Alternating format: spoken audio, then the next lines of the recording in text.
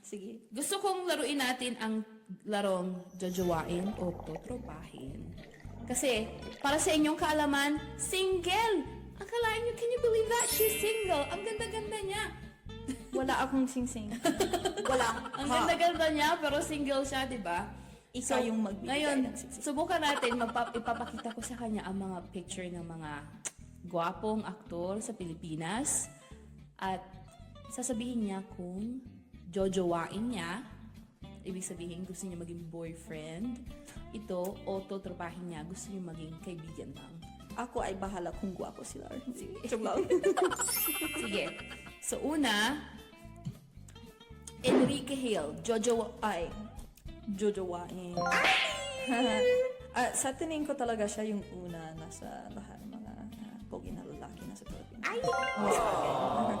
Pinakamataas. Nakakakilig naman. Sige.